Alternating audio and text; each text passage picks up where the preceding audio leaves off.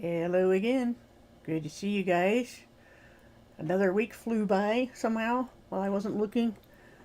But at least we're in nicer weather now, and of course that doesn't change a lot of other things going on. But we don't have to talk about that today, other than that I've seen even a lot of non Christians talking about biblical times and what's coming. But we're going to mainly talk about government because that's kind of an issue with all of this anyway. I mean, this is really the primary issue because of those being, the governments being the primary instigators of oppression in the world. They're strong, powers that be that are imposing their will on everybody else at those other people's expenses. So we're going to take a look at a couple of articles I wrote a while back and put two of them together and see what we can, conclude from all that. But first, shout out to everybody. Everybody here is a supporter in one way or another. Shout out to you guys. And so far, as I'm going to roll back the one you see on the screen, I think, we got Chow and Dom and Walter Moss and James Mason here so far. So good to see you guys. So we're going to get started here with what seems to be mostly a boring topic, but I don't think so when we're all having it put in our faces right now with, is government good or bad? And of course, most of the people who come here know the answer to that, but it's more complicated than that. And good to see also some more coming in, Rachel and Victorious. But this is, like I said, it could be a boring topic depending on how it's presented, but it doesn't have to be. I think there's some important principles that we need to go over.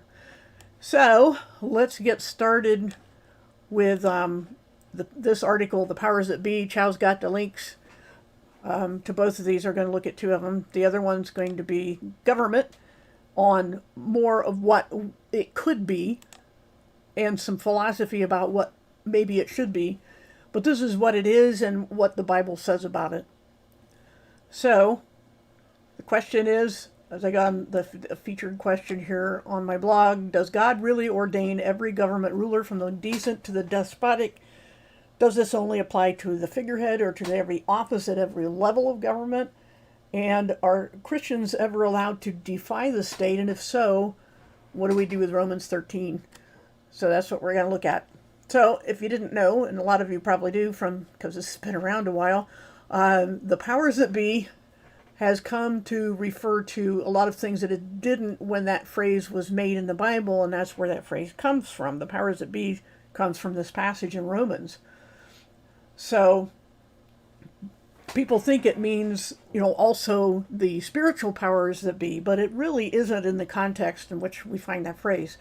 So Romans 13:1 begins with, let everyone be supportive. That's what this is my translation, of the higher authorities, because there is no authority that isn't under God. Those that exist, that's bold because that's where the King James has the powers that be. It just means those powers that exist, the ones that were just mentioned in the sentence fragment before, have been arranged by God. That means anyone who plots and schemes against those authorities is violating God's mandate. And those who do this will be judged. This is scripture I'm reading. The rulers do not terrorize those who do good, hang on, but only those who do evil. So if you don't want to live in fear of them, do good and you'll have their approval. The authorities are God's servants for your good, but if you do evil, fear them. They carry weapons for good reasons. As God's servants, they carry out his anger or wrath to avenge God against those who do evil. So it's necessary to be supportive, not only to avoid the anger of God or wrath of God, like I said, but also a matter of conscience.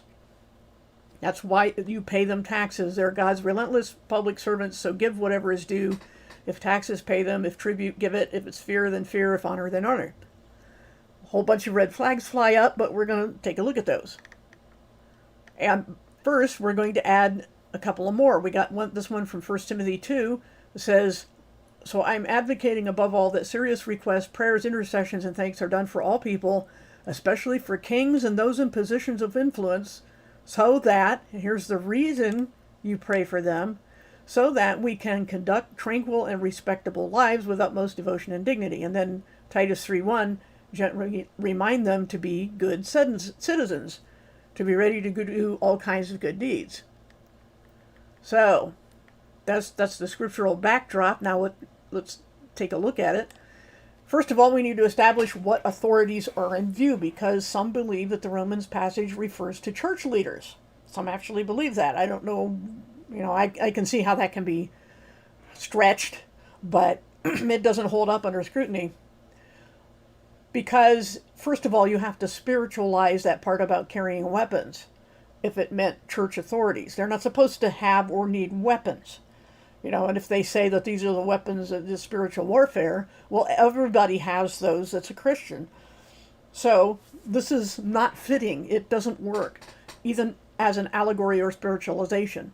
Also, church leaders are not to be feared as agents of God's wrath against their fellow believers. That's not what they're there for. It never says that. There is to be no lording over. So this just doesn't fit.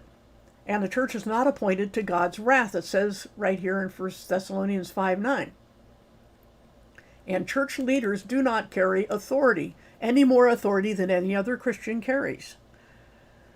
And that's the subject of a book I have called You Are All One, Debunking Hierarchy in Christianity. And I have revamped my website. All my ebooks are on a new tab on there actually it's under the resources tab, and then there is in the list is one called ebooks. So you can find all that stuff there. Anyway, so we know that the powers that be, or the powers that are in place, does refer to secular government. So we need to know how we're supposed to behave in a secular government. Then we do have an example of the disciples defying the government of Israel, the Sanhedrin, in Acts 5:29. So there is a precedent for disobeying government. However, this governing body, the Sanhedrin, was subservient to Rome, which was a state or nation that no one would mistake, state as in the normal definition, not the United States definition, that no one would mistake for an example of moral, ethical governance. Yet it's secular government to which Paul refers in the passages above, so we can't weasel out of that. Because Paul calls them public service, and it's clear from the context that he means secular government. So, also, there was a temple tax only levied by Israel, but when combined with tribute, these are different words in the Greek. We have the temple tax, and we have a tribute, which is tax paid to a secular government. So, Paul is talking, when he says give tribute, he's talking about secular government. So, we have all these clues to tell us what government or what authorities Paul is talking about in those passages. So, he's not talking about the church. He's not even talking about spiritual authorities of any kind, good or bad. He's talking about secular government. So, we would agree, I think, that a Christian cannot obey any law that would violate our faith. And many were executed by Rome for that reason. So how can we resolve this conflict, it seems, between what Paul said about secular government and his own eventual wrongful death at the hands of that government? So is Paul saying that God willed for Rome to be brutal and unjust? That's the conclusion that surface skimmers would jump to. Or does it mean for us today that if our government uses our taxes to fund abortion or war, we must support it? That's not what it's saying, but we'll see that. But people will jump to that conclusion. And then one more question first. Did God actually ordain that the current treasonous and criminal world leaders should be obeyed by Christians without protest? That's why we're studying this. Because people might think that when they read those passages. And again, if you just got here, we read Romans 13, 1-7, 1 Timothy 2, 1-2, and Titus 3, 1.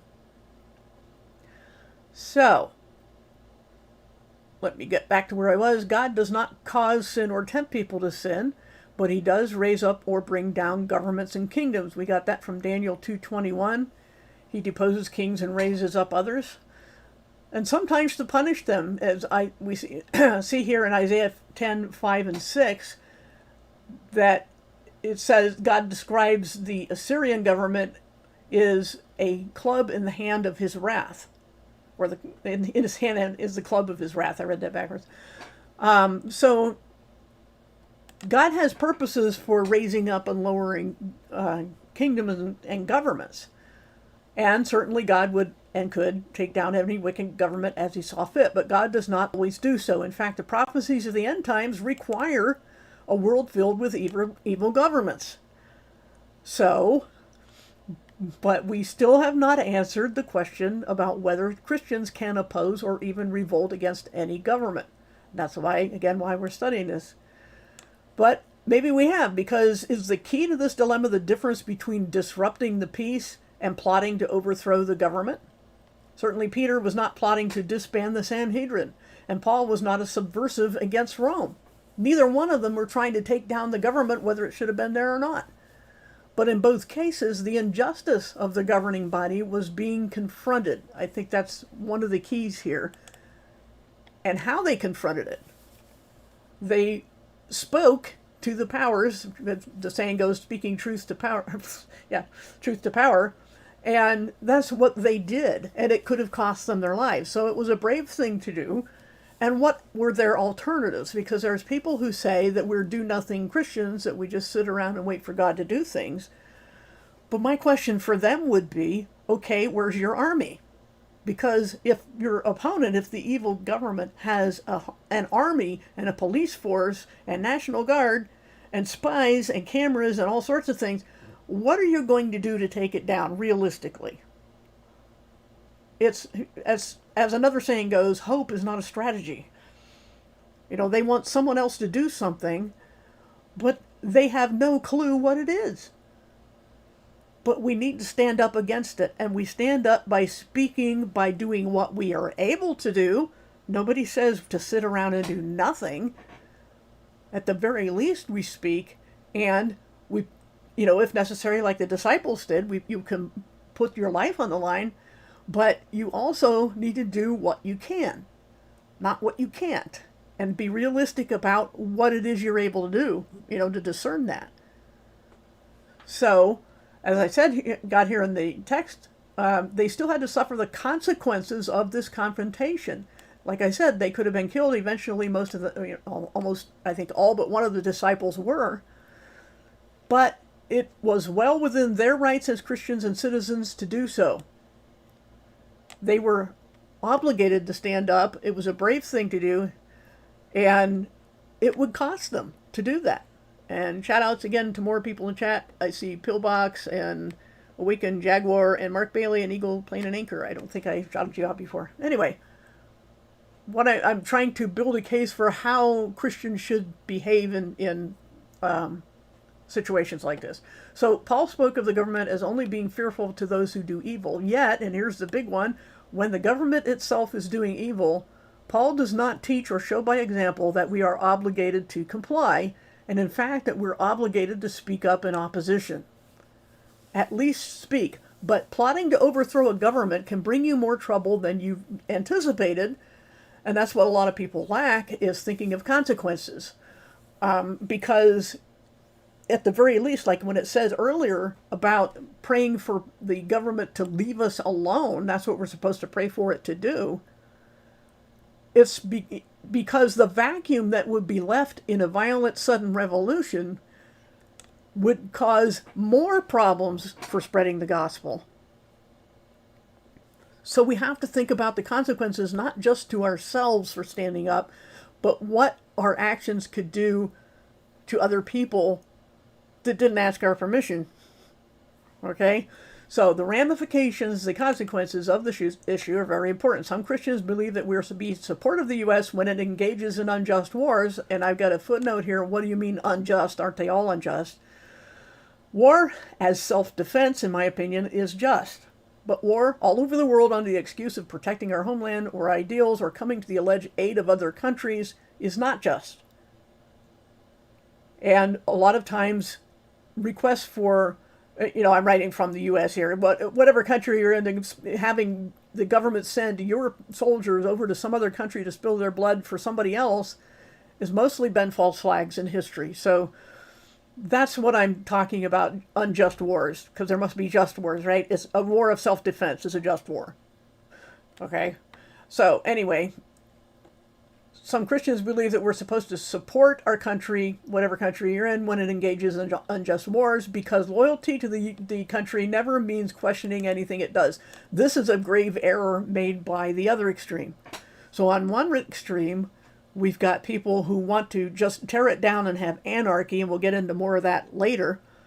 And on the other extreme, we have people who will not lift a finger, even in mild protest, because they think it's unpatriotic and unchristian to speak any kind of criticism of the government.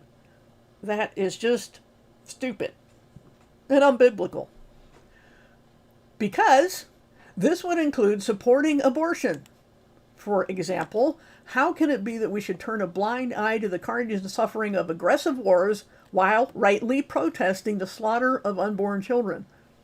Conservative Christians, as this is the one extreme, see through the double standard when liberals, leftists, whatever you want to call them on the other end, support abortion but oppose capital punishment, because that, supporting abortion but opposing capital punishment, kills the innocent instead of the guilty. But at the same time, these Christians who point that out seem blind to the same double standard between war and abortion. Abortion is the connecting, if you had a Venn diagram, this would be where they overlap. But one supports it and supports the killing of innocents and is against the killing of the guilty. But the other end sees no problem with protecting innocent babies, but killing innocent people somewhere else by means of the military. So both ends have hypocrisy going on. So can and should Christians oppose the government over any and all unjust wars and actions? Scripture seems to affirm answer in the affirmative. Yes, we need to stand. This does not mean we try to overthrow government, either out our own or someone else's. But instead it means that we speak up to defend the oppressed and oppose unjust laws. We have not been doing that as Christians very well. And when we pray for the powers that be, it's so that they will not oppress us. That's what we're supposed to pray for, to have peace. And even Rome achieved that to a degree that allowed the gospel to flourish. In spite of all the bad things they did, they provided one important good thing, which was an enforced peace. So you could travel from one place to another without as much danger as you would if that Roman army wasn't all over the place. So it's a way of making the best of bad situations, and the alternative is to create, violent revolution creates a vacuum, a power vacuum, into which you don't know what will rush in because you don't have an army. So then what of our current situation where in most countries the governments are so thoroughly corrupt and oppressive that there is no due process, no honest voting, no means of peaceful change? Now what do? Some leave the oppressive countries, but the list of non-oppressive countries shrinks by the day, and there is nowhere for millions of refugees to go. Actual refugees fleeing oppression, not what's going on right now. In the case of Jesus, God told his parents to take him, when he was a baby obviously, take him out of Israel for a time, and God gave them the opportunity/ability to do so. In the case of Jesus' prophecy of the fall of Jerusalem, he told everyone to flee to the mountains. But here again, there was, this is important, a divine command, an opportunity, and a place to go. You can't just lift an example and saying God will teleport us from one place to another on the earth if something gets bad in one place. You have to look at the conditions, and the conditions are of God doing this is A, a divine command, B, an opportunity, and C, some place to go. We don't have that. I don't know of any command right now that God has given for us to go somewhere, or the means to do so for most people. And where would we go? So scripturally, it seems that if a wicked government is there by God's permission, then it is only God who can tear it down. That's what scripture is telling me. This was the case when Jerusalem fell in 70 AD. Will the Western governments fall? Eventually, yes, but in the meantime, it would seem clear that Christians must not plot to overthrow them, but to keep praying for God to do so. That is doing something, by the way. And in the meantime, to pray that we can live in peace. We are to be good citizens to the extent we're able, without engaging in sin. But we also must stand clearly and strongly against all evil, being willing to speak out and confront and be willing to accept the consequences. This is the summary of what those scriptures are telling us on how we're supposed to live under evil governments. Some believe that any form of government is intrinsically evil, even if it provides peace. They cite the fact that in Scripture most references to governments are condemnations, and that's true. And even Israel's demand for a king was against the will of God in 1 Samuel 8, 6, and 7. And the history of Israel is a history of kings being killed and replaced. But not even David, who was rightly and divinely chosen to replace evil Saul, would take by force what was rightfully his. He wouldn't take it by force even though God said, "You're the new king." Instead, he waited for God to act, and God acted by making David king at the right time. So God does in fact set up kings and states, though ideally only God should be the head of any country, but we all know how that worked out. People demand kings. But that time is not yet, and for now we're under human government. So what do we do? And this is going to lead into the next, the second of the two articles I wanted to go over today. If we were to be given the opportunity to start over completely, what should Christians do? We have something of that opportunity presenting itself right now. Should we set up any government at all? If it were up to us in an ideal scenario, which I don't expect at all, especially given prophecy, in an ideal situation where all the governments are suddenly gone, and there's been some kind of, mass destruction, what would we do to reconstruct society? It's not as simple of an answer as people might think. Should we set up a government? The problem with anarchy is that the most aggressive and less ethical are going to wreak havoc on society, such that everyone would have to keep constant guard over themselves and their property, and everyone would be a vigilante. And this video here that Chow has posted a link before, maybe you want to do that again, makes a fairly good case for anarchy. I don't know if he had that one or not, but it makes an actual good case for anarchy. But if the problem is that it never lasts. It never lasts. It may be ideal, but we're going to see that all forms of government depend upon the quality of the people in it. Okay, so if we had the opportunity, what would we do? And if there must be some form of government, then it's our obligation to pray for that government to leave people in peace and bring evildoers to justice. But this raises more questions. Like I said, we're going to get into that in the next document. Every human government will become corrupt in time. The cycle never ends until God intervenes. Our loyalty as Christians must always be to God in righteousness above all, not blindly given to the wicked just because they're the state, because we're to worship God, not government. So, what I've done is present what the Bible says, what questions are raised about it, what we're supposed to do, and then a possible scenario, given the chance, more of a philosophy of what would be a better solution, because there's no point in tearing down what we have now and let some other more evil entity fill in the vacuum. Prophetically, that's what's going to happen. But if we had the chance, what should we do? What would we do? And I haven't seen, let me look at the chat for more questions about this before I go on to the next article. Yeah, church pastors don't dole out wrath of God. A lot of, especially the TV preachers, think that they should. Stay away from anybody who does. But, let's see, yep, all lives matter. And yes, exactly, point about unborn babies. Planned Parenthood was designed as a genocidal attack on people of color, we'll say. Margaret Sanger, the founder, and all the founders with her that set all this stuff up, were very, very racist people. And yet those same people demand Planned Parenthood. They shriek when it's defunded or anything, even temporarily. So, yeah, we know, as one person called what's going on right now, a controlled demolition. This is not chaos. This is a planned, stage-by-stage takedown of the current system, not to put something better in place, to put something worse in place.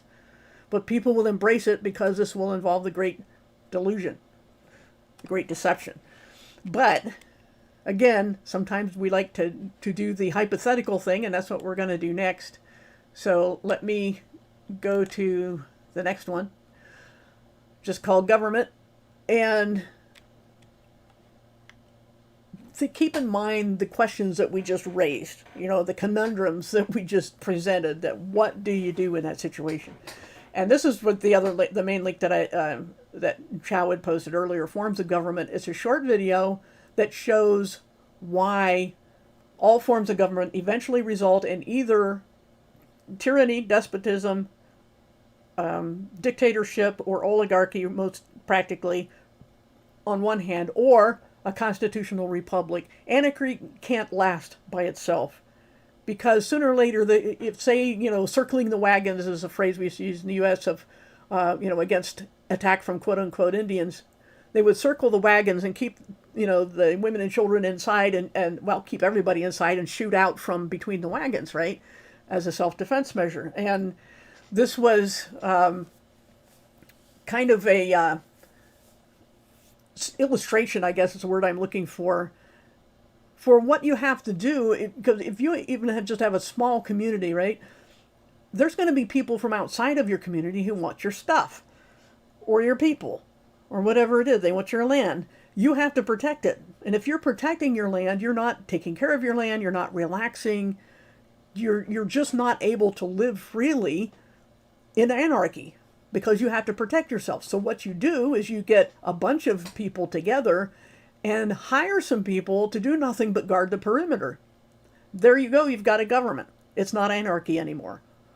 That's how governments form. It's very practical in its beginning, but the problem is when that government who is, when it's charged with just protecting the perimeter, and it switches from that to an authority that tells you what to do and becomes a bigger enemy to your own people than any outside threat. But anarchy is not the solution. It cannot last. And you can see that in this Forms of Government video. So, assuming nobody consciously wants a tyranny of some sort, or to live as unfree because you have to constantly guard yourself and your property and your people, so how do we implement a constitutional republic? How can that be done? It's the only thing that works, and it only works if the people are moral and have strong ethics. That's why governments are failing. It's because of corruption, and corruption isn't just among the powers that be. Look at all the immorality in our quote-unquote entertainment. I mean, the way we entertain ourselves tells a lot about a society, and people just want the worst, most horrifying, most depraved entertainment. And then we blame the government for what's going on. No, they saw an opportunity. They made sure that we had a banana peel to slip on, so to speak, and fed us propaganda that gradually tore down all the morality of societies that were once strong because they were moral. There's no denying the fact that without ethics and morals, you can't have freedom. That's what it boils down to. Now, we talk about the libertarian government. It's one of those things that it depends on who you ask how it's defined. But it basically, at this most essential level, is do no harm, right? And it's a view of government that it should be as small and weak as possible and only as large and strong as necessary. That's the balance, and it's hard to keep. Government's function should be to keep the peace, to restrain those who do harm, to protect the borders from outside aggressors, and maybe a few other little things just to keep things from getting out of hand, okay? So the first order of business should always be to define the term, starting with what's harm? So there's a lot of things people would agree constitute harm, but there are people who take any perceived little insult or deprivation as harm. And that's the problem. That's where low morals and low character monkeys things up. So we have to, the first thing you would want to do is spell out what harm is from a rational, logical, practical basis of principle and not somebody's personal insults. So on the other hand, you don't want to be a nanny state. You can't micromanage people as they're doing now at the same time, as a solution, because, either that or the other extreme, which is anarchy. Neither one of them work. But the one in the middle only works if people have strong character. I mean, all the people. So once you define your terms, then the next thing you need to do in your community that you're trying to set up and actually be free is the fine balance between allowing people maximum freedom and protecting them from individuals who would violate it. Let's face it, whatever society you're in, somebody is going to try to take something that doesn't belong to them, whether it's a thing or a life or your property, or do some other thing that is impinging on your own freedoms. So how should, quote unquote, government punish or restrain such individuals? Or are we all going to be vigilantes? That's the problem. Would children be taken away from parents if it's deemed that they're doing harm to them? Right now, nanny government decides if you believe something they don't want you to believe, that you're abusing your children, they're going to take them away and do worse things to them. So in the libertarian or anarchy or whatever you were trying to set up, what do you do about this? Who takes care of the problem? And won't you eventually need people who will be like private investigators to find out and prove that abuse is happening? And then who is going to be the strong arm that takes care of the abuser? And what does that mean? At what point would someone's activities on their own property make them guilty of harming other properties? Society has to decide and define those cases and determine the appropriate manner of dealing with violations. Government, for lack of a better word, must find the balance between anarchy and micromanagement. How do you do that? That I'm just as much raising the question as anything.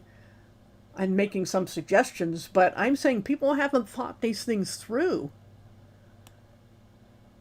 So, yeah, it is worse than it's ever been before. We can get back to that when I'm done, because that gets into prophecy again. But just continuing on with this, society must decide what to do with repeat violators. Personally, I think that if someone shows a pattern of disregard for the rights and property of others, that person is unfit to live in a free society. But what do? If you incarcerate them, then why should decent people be burdened with providing their food, clothing, shelter, and medical care as it is now? The best thing I can think of would be to deport them to an isolated place where they and others can live in anarchy and harm each other instead of other people who want to live in peace. Provision should be made for repentant individuals once they're sent there to return to civil society once they have proved their willingness and ability to do so, starting with paying for whatever harm they had done. Their experience in anarchy will not have made them helpless dependents, and it will have taught them the value of a nation of laws. What better way to get people to respect a constitutional republic and the right, which is basically just the rights of others to be secure in their persons and properties, as it has it in our U.S. Constitution, which is not being followed at all. But if once they see what happens when that's taken away, and they live in anarchy that they thought they wanted, or a democracy, we'll get to that definition in a minute, but when they see that and they decide, okay, I was wrong, I should have been a good neighbor, then there should be a way to get those people back. This principle of repatriation should also hold true for immigrants, since it applies to natural-born citizens. Citizenship should be based upon agreement to the laws of the land, minimal laws of the land. In either case, citizenship in a libertarian republic should indeed be a privilege, but one granted on the basis of behavior rather than government fiat. That is to say, here's our standards of behavior, do no harm, here's how we define harm, and if you keep violating that, you can't live here. And you just push them out. And where they go, you can either put them in an isolated place or just push them out and guard your perimeter. And be sure that you can guard your perimeter against the whole world, because maybe the whole rest of the world wants what you have. The perfect storm that ruins most republics is a combination of a lazy, and I might add, immoral citizenry and a corrupt government. usually begins with a plea for the government to grant humanitarian aid. This is history. Happens over and over. This is nothing short of robbing Peter to pay Paul, since the government produces nothing but can only consume what is taken from the people. As I said, history is replete with examples of this tactic, since it appeals to people's sense of pity. But forced charity is robbery, and it cannot be done even to achieve the most lofty goals. Charity and pity are the sole domain of individuals who can, if they want to, voluntarily pool their resources to help the needy. Public aid is a Pandora's box, sorry about the terminology, I wrote this a long time ago, whose opening inevitably results in tyranny. This has happened over and over in history. As soon as you open public coffers, as they put it in one of the quotes, I think it was from ancient Rome, you're done. People want more and more, and that's exactly what we have. We have welfare nanny states. A libertarian nation requires citizens who live according to principles, not impulses or whims. It requires individual maturity, self-sufficiency, cooperation, and all the other principles of peaceful coexistence. Yet it must not mistake tolerance for approval or freedom for license. There will always be a need for boundaries and laws, but if you don't believe that, why do you have walls at a door and a lock on your door in your house, or why do you lock your car? There will always be a need for those boundaries and laws, but the degree to which these things are needed depends upon the quality of individual citizens. This requires principles of peaceful coexistence to be taught to succeeding generations, not by dictate, but by example. Society has to explain the rationale for its form of government, including reminders of other forms that fail. But overall, above all, you have to respect other people and their property, because there's no other way to be peaceful or free. So, what do you do about certain things like this, though? Freedom of conscience is one of the cornerstones of the libertarian form of government. People should be free to be bigots, racist, sexist, or whatever class they feel should be privileged, but they're not free to act on those feelings, because that would be doing harm. So believe and say whatever you want, as long as you're not doing something like yelling fire in a crowded theater, or engaging in terrorism like our governments do in the media every day, all day. But you can be a nasty person, you just can't act on it.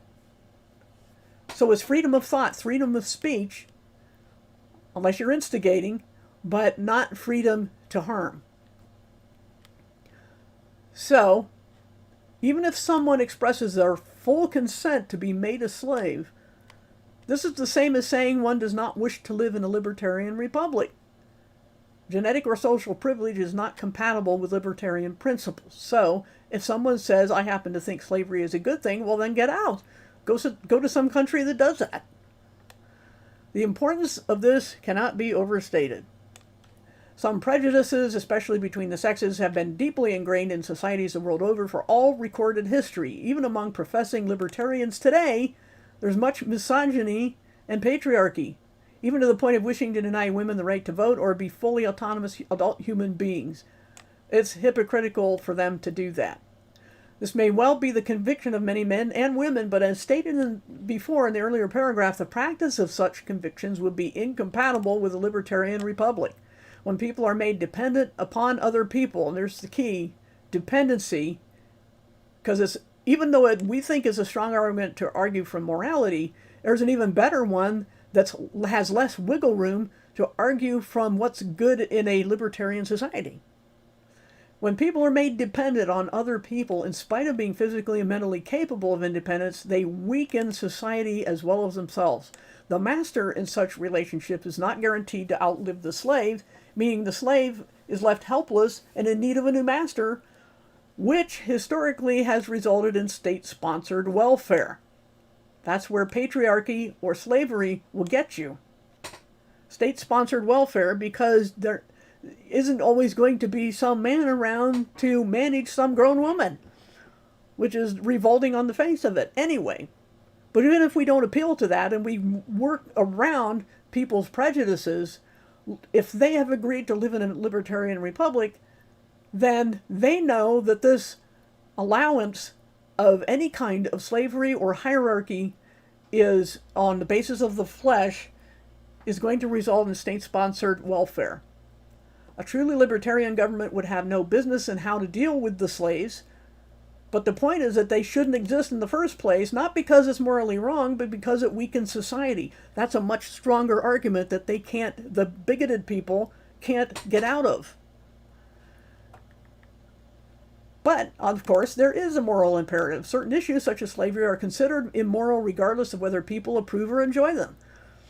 There's a document on my website called Sound Familiar, where I quoted some things from the Civil War era where the point was made that imposing, it was mainly a group of Christians, especially Christian women, who were against slavery, imposing their moral sensitivities on the rest of society. And yet today we would think, there's still race wars going on, and we would resent, even today, any group of people trying to impose their morality on the rest of us. If that's what it took to get rid of slavery. It was Christians who did that. So, the voluntary nature of a master-slave or abuser-victim relationship does not make it acceptable in a libertarian society. It doesn't matter what your personal preferences are then. If you practice that, you are harming society and you can't live there.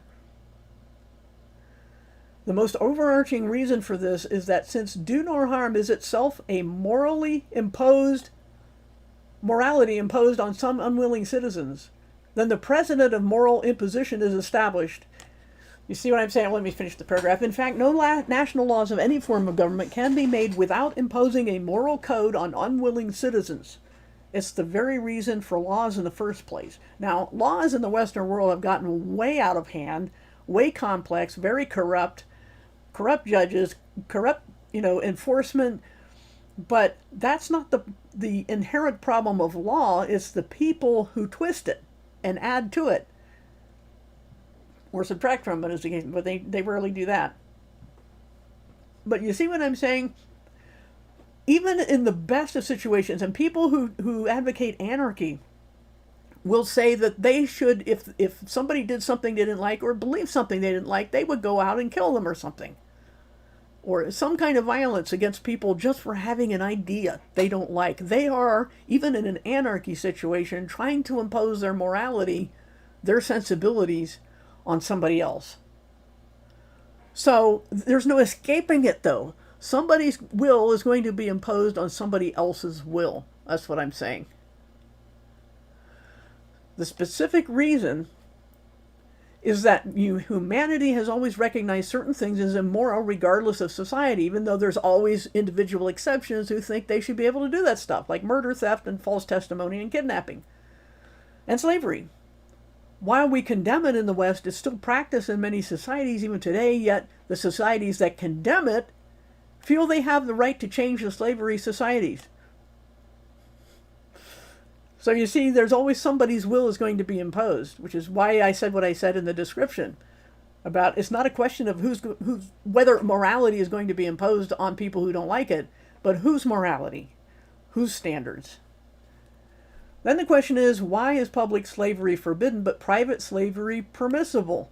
Many advocate this double standard by saying that national laws must forbid slavery, but couples can practice it in the private relationships via patriarchy, for example.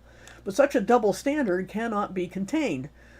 A nation is composed of individuals and families, so if a significant portion of the country believes slavery is permissible, as long as people enjoy it, they will not support a national law against it.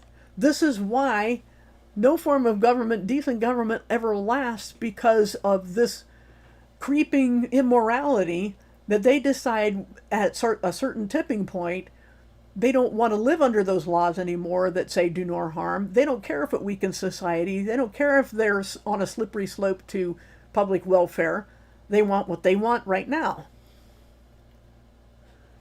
So the fact remains that a society whose individuals believe that it's okay for some people to dominate and control others is not a libertarian society. It would not have the right to call anything immoral, not even theft or murder or kidnapping, since privately practiced slavery does indeed harm others. So the people who would advocate that sort of thing are saying they don't want libertarian government. And since enjoying or volunteering to be mistreated is not a valid excuse for it, secret vices eventually become social norms. Can't emphasize that too much. Secret vices become social norms. The only harm that could possibly be excused is self-harm. But even then, there's a reason why people try to stop other people from committing suicide, and that reason is that life matters. And a society that devalues life is doomed to extinction. And again, that's whether you are against abortion or war. Slavery is the devaluation of life, so is patriarchy, and is irrelevant if an individual does not value their own life. A healthy society cares for its fellow citizens, and because it cares, it must at times intervene in situations where harm is being done, even if the harm is welcomed by the recipient of the harm. Every law, every moral code is an arbitrary line drawn by some to thwart the wishes of others, no matter how lofty and celebrated and accepted a law might be. There's no escaping it. And if the concept of drawing such a line is agreed to in principle, then no one can object to its location on the basis of it being arbitrary. I don't care who you are. I've seen the most, vocal supporters of anarchy want to impose their moral will on others. So they got nothing to say about a constitutional republic being immoral. The crux of such line drawing is how much importance is placed upon the principles underlying the choice, rather than the ever-changing whims of individuals. If it's deemed immoral to murder, then no law can ever be made to condone it, since murder is a fundamental and universal crime, just as we have fundamental universal human rights, like to be secure in our persons and properties. But once that principle is established, then people can apply it to other things such as slavery, and no law could be made to condone it. As I said, I wanted to emphasize that. Even if some people would willingly enslave themselves, since the law was based on the principle of universal human rights rather than personal preference, it doesn't matter if somebody personally objects to basic human rights. You either have principles or you don't, and that's what a constitutional republic is. And a libertarian government is simply a small government that knows its place. So the question for any society we come to is this: will they make their laws based on timeless and universal human rights, or will they make them on the basis of majority preference? The former is a constitutional republic, the latter is a democracy, which, as the saying goes, is two wolves and a lamb deciding on what's for lunch. That's what majority rule does. That's what rule by the strong does. But regardless of the choice, there will be unhappy citizens. It's never going to be perfect, because some people's sense of morality will be imposed on others by force. You can't avoid it. So, and obviously I wrote this 4 years ago, more than 4 years ago. So between this document on what you would do if you had the chance with government or society, and this one on what the Bible says about it, between those two, I hope I've at least raise some questions in your mind about really what you are trying to get right now. We know that what we have is bad, but without a plan to replace it, and I mean a detailed plan, all you're going to get is more tyranny. It's guaranteed. Unless the overlord is God himself. Because people have proved for I don't know how many thousand years now that they can't do it. It will become corrupt, it will become a tyranny, and the cycle of governments changing from one form to another will just keep going and going. Now, we're at one of those transition points right now, but as we said, it's a controlled demolition. This is not just random chaos. This is not the fall of one government, being overrun by the barbarians and then, something else takes its place. This is the whole world being managed in a demolition to prime people to accept what's going to fill the void. So, and as far as the thing on government meaning mind control, I think that's an equivocation fallacy, personally, because it means what it means in context, which is, and words have a semantic range, as I've said many times. Like with the word trunk, is it an elephant's nose? Is the base of a tree? Male swimwear? Is it a box you keep things in? Is it back end of a car, at least in the U.S.? the context is telling you what the word means. And it's the same thing with government. What we're talking about is not some invocation of controlling the mind. We're talking about a system of society's rules that allows society to function so you don't have to spend all your time trying to protect yourself. So you can be free. So, like I said, I think the libertarian, at least in the most basic form, would be the best we can hope for, because it means do no harm, and the government's job would just be to protect the perimeter of the society and find some way of tracking down and taking out people who violate the rule of do no harm, and society in general having rules in place on how to handle those people, and make sure somehow that those quote-unquote authorities, which really the only authority they have is by the decent people against those who break the do no harm rule, keep them from, creeping tyranny.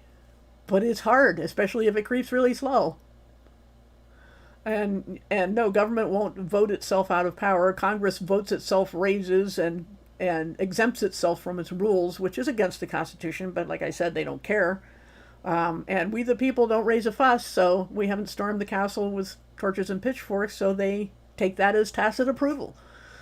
But realistically, at this point, what can we do? It isn't as though in thousands of years from now you had the same weapons as the government. They had bows and arrows and you had bows and arrows, or they had catapults and you had catapults. It was fairly even fight. It was just a matter of numbers and intelligence of the people directing the attack. But now it's lopsided, very lopsided. Yes, we have a lot of firearms in the U.S., but they have a lot more than firearms. And what are we going to do about that? Somebody needs to have a plan, not only to dismantle it, but to replace it with something better, or they're just armchair quarterbacks. And of all people, those kind of people have always decided that Christians do nothing because we are waiting for God to solve the problem, because only God can. But that, again, doesn't mean we don't do anything. We do what we can, but we're realistic enough and mature enough to know what we can't do. Like I said, if these people think otherwise, let's see their army. Let's see their arsenal. Let's see their organization and their military minds that are going to take this down. So there it is. All I can do is present the problem and make sure that people understand what the Bible is and is not saying about government. Okay, so God himself is going to come down and clean house. And then they'll be mad at him for that. I've said that before. They demand that God do something, and then when he finally comes to do something, they don't like it, and they'll turn against him. So, like I said, everybody with half a brain knows that we're in biblical times, prophetic times, and that's why I believe that Jesus is coming soon to clean house, but in the meantime, we do what we can. And the most important thing to do what we can as Christians is spread the gospel. So, and pray to be left alone by, whether it's the government thugs or the non-government thugs. I don't care. They're all thugs. And Christians should pray for peace. That's what we need to do. It doesn't mean pray for perfection. We're not going to have that. What we can pray for is just peace.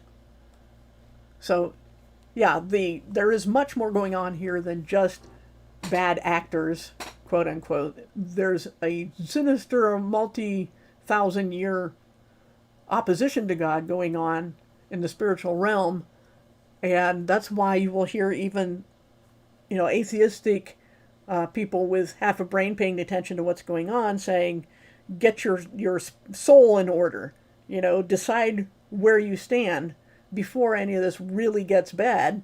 It's bad enough already, but before that, you need to know where you stand spiritually. So, let me see, was there anything else in the chat that anybody had a question or anything? Good to see everybody here. Glad you guys could come. We hit 30 today. This is pretty good for this channel. Let's see. Yeah, immunity, impunity. Sometimes what's the difference? It's all dirty dealing. But but yeah, it comes to a point where God has to step in because people can never fix it permanently, and can't seem to even do that anymore right now. Like I said, I've said years ago in a message board that when the most vulnerable people are going to be the quote unquote awake, because they are going to celebrate the collapse of the world as we know it, but what fills the vacuum will be much, much worse. And they will be fooled into supporting it. Whatever it is, if it just takes the form of benevolent, so-called, we know that's not true, leaders, or an alien invasion being faked, or whatever it is, I don't care. The thing is, it's going to fool people and cover up what's really going on. So, but it won't take long once the judgments begin for people to realize that this is the God of the Bible raining down judgment, and they'll hate him for it, even though they've been demanding all these years that he come and clean house. You just can't win with people like that. So, anything else, anything going on in chat that I need to know about, tell me now. But I'm pretty sure Chow has posted links to these two documents, and there's links within them that you might want to check out. So, any thoughts or comments, and again, if you need me to work on something for next week, put a comment under the video. That way I'll see it. If it's just here in the chat, I'll probably forget about it. But yeah, I would agree also that, looking at the chat, that the majority of Christians aren't aware of it. It isn't generally tolerated either by preachers or preachees to deal with hard topics like this. It just isn't. So people are unprepared for what's coming. I mean, I'm not saying they're lost or they're going to lose their faith or anything like that, because our faith is not based upon how well prepped we are. It's based upon whether Jesus is righteous and we put our trust in him, and that's all. But who knows how bad things will get in the meantime, and the important thing is that we do what we can to help others, and there's people even among us who are it's just hard right now, and we need to take care of each other. So yeah, I was just saying that, Rachel, that there's people that are very vulnerable and really don't have a choice in anything right now, and those of us who can need to help people. But that's what we need to be in the middle of when Jesus does come back. So we aren't doing nothing. That's a false charge. There are non-Christians also who do nothing and sit in their easy chair and tell other people what they should be doing. But we are, if we have any humanity or any spiritual life in us at all, should be helping people and at least praying for the government to leave us alone so we can. So, hey Vic, good to see you too. So that's all I've got for today, and that worked out to our hour. And again, do let me know in the comments under the video what you want to talk about next time. I hope we're all not here next time. And if anybody here is not a Christian, then we suddenly are all gone. Jesus came to get us, and then the wrath of God is going to start as soon as there is a 7-year treaty of some sort, either written or enforced. Somewhere it's enforced, put into place, a 7-year treaty that involves a temple in Israel, something to do with Israel, and 3.5 later it's violated. So then you got 3.5 years to go. So, yep. To your question, AR, just touched on it briefly, about any kind of fleshly privilege. This is the problem. But you're right, absolutely. So, yeah, put suggestions, comments in under the video, and I guess that's it, and we'll see you next week. Thanks for coming.